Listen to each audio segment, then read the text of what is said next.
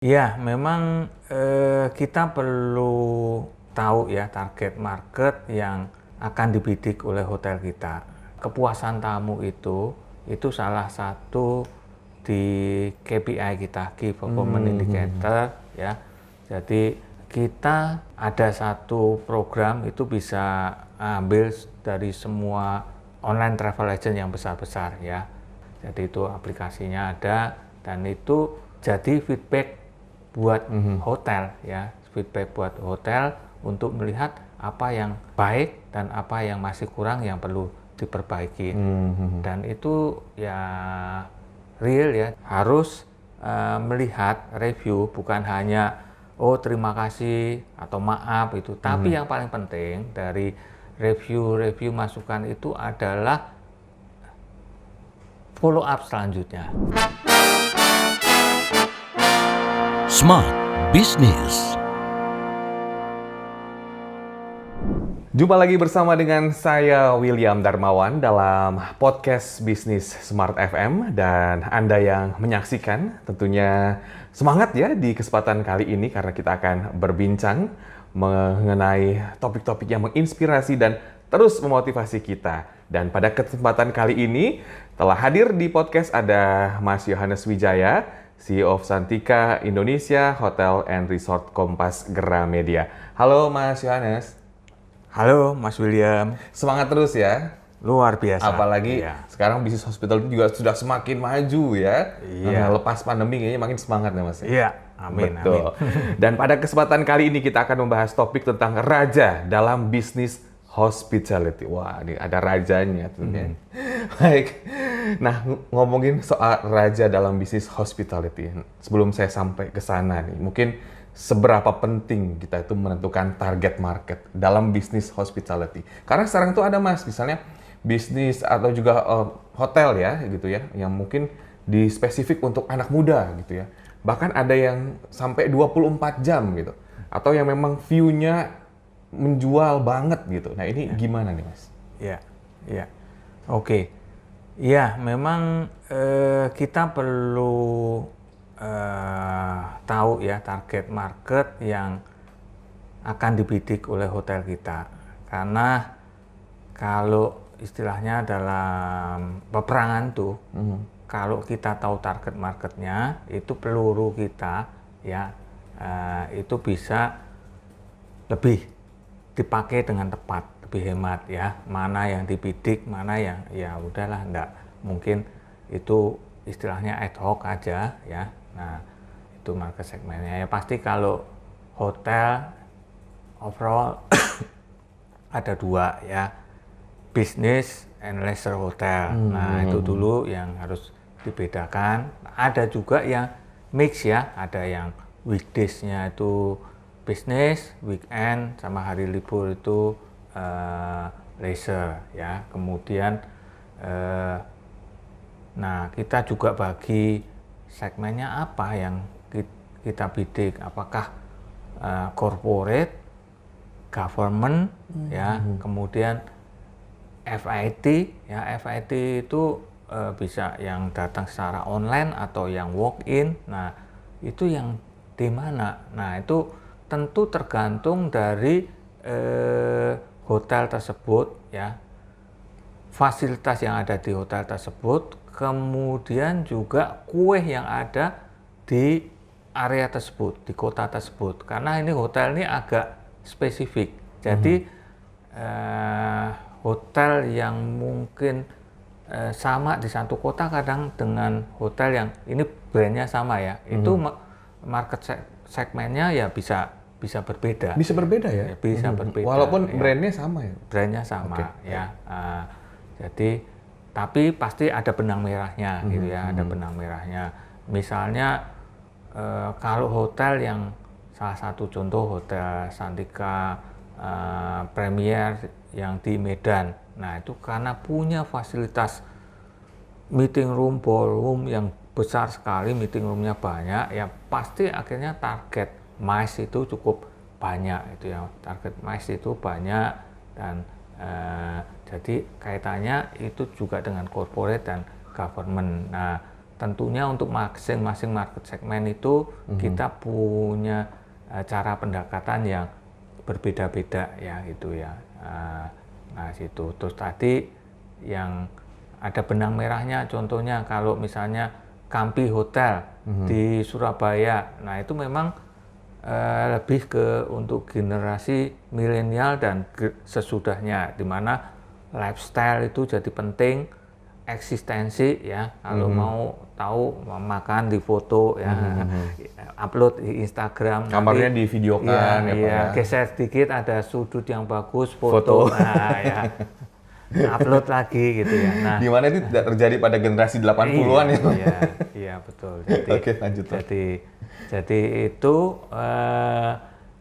jadi ya kita harus tahu itu segmen marketnya. Kalau secara umum kan segmen market itu FIT, Free Individual Traveler, kemudian corporate, government, travel agent, dan ya meeting ya gitu ya. Gitu. Jadi tahu ya target marketnya seperti apa. Ya. Nah, sesuai dengan apa yang kita bahas, tamu adalah raja. Iya, Nah, iya. artinya raja kan ingin diservis. Betul. Setuju nggak, Mas Yones? Betul. Nah, servis itu kan memberikan yang maksimal. Tapi kalau ngukurnya menunjukkan kepuasan tamu itu dari mana sih, Mas? Ya, jadi sekarang ini dengan teknologi kita sangat dimudahkan ya. Jadi untuk kepuasan tamu itu salah satu di KPI kita, Key Performance Indicator ya. Jadi kita ada satu program itu bisa ambil dari semua online travel agent yang besar-besar ya. Jadi dari seperti Traveloka, Agoda, kemudian Booking.com, Expedia, Tiket.com dan sebagainya itu bisa disatukan, dikompil ya. Jadi itu aplikasinya ada dan itu jadi feedback buat hotel ya, feedback buat hotel untuk melihat apa yang baik dan apa yang masih kurang yang perlu diperbaiki. Dan itu ya real ya, jadi dan justru juga kita itu selain dari online, kita juga dari memang yang di unit hotel yang di garis depan itu berusaha cari juga feedback dari tamu gitu ya, karena kan tidak semuanya itu mau menulis di secara online ya gitu ya. Jadi dari dua itu kemudian kita compile dan itu untuk memberikan feedback kepada kami untuk selalu meningkatkan pelayanan gitu ya. Ya. Pengalaman dari tamu menjadi pembelajaran ya. Ya, betul. Kalau dapat feedbacknya sangat baik atau baik pasti kan seneng ya, Pak? Iya. Atau gembira ya, staff, kemudian juga semua yang ada di sana gitu ya. Nah, kalau dapat review yang kurang baik, ini menghadapinya gimana nih? Ya. Tentunya pasti kita pertama tetap kita berterima kasih ya. Saya thank you dulu ya. Berterima kasih. Kemudian ya kita akan tuh share apakah ini sesuatu yang mungkin bisa diperbaiki atau hal-hal yang given gitu ya. Misalnya gini, kalau misalnya ada yang orang ke Amaris gitu ya, mungkin dia nggak biasa ke hotel bintang 2, biasanya hotel bintang 3, 4, wah ini kamarnya sempit gitu, ya nggak bisa dilebarin kan ya. Ya jadi kita akan jelaskan ya, memang karena konsep hotel kami adalah terima kasih untuk masukannya. Pertama itu konsep hotel kami adalah untuk smart hotel ya, bed and breakfast, sehingga dengan kualifikasi bintang 2 ya, tentu ada keterbatasan itu. Jadi yang penting kita menyambut secara positif itu dan memberikan yang pasti nggak boleh marah gitu ya. Ya semarah-marahnya itu tamu yang atau apa, kita nggak boleh ikut marah, tapi coba lihat hal-hal apa. Kalau ada yang bisa diperbaiki, itu pasti jadi masukan yang berharga buat kita ya itu. Terus untuk memperbaiki. perbaiki ya. Gitu. Baik, tips kepada smart listener semua ya. Tentunya raja adalah konsumen adalah raja gitu ya. Pak. Tentu apa yang disampaikan terutama untuk para pelaku bisnis hospitality ya, karena banyak sekali ya mungkin para pelaku bisnis ini gitu ya untuk meningkatkan pelayanan supaya tetap bertahan di segala zaman, Pak. Silakan. Iya, betul. Silakan. Mungkin tipsnya kepada semua yang menyaksikan podcast supaya terus memperbaiki pelayanan apapun mungkin yang terjadi gitu ya, dan kita terus mendengarkan juga pengalaman dari konsumen gitu. Silakan, Pak.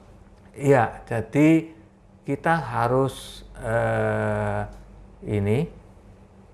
menerima satu keterbukaan ya untuk menerima semua masukan-masukan feedback dari customer kita yang tadi ya dibilang bahwa customer adalah raja ya dalam tanda kutip yang mereka itu yang istilahnya membayar gaji kita, memberikan revenue-nya ke kita itu ya. Nah itu kemudian harus melihat review bukan hanya terima kasih atau maaf itu, tapi yang paling penting dari review masukan itu adalah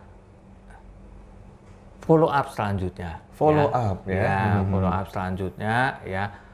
Kadang-kadang kalau itu ada kesalahan yang memang dalam tanda kutip cukup fatal atau apa ya, kita harus benar-benar bahkan mendatangi customer tersebut untuk recovery ya, berani itu. Saya pikir itu bagaimana kadang-kadang ada suatu yang komplain tapi ketika itu ditangani dengan baik kemudian customer itu bisa balik dan akhirnya malah jadi loyal gitu ya.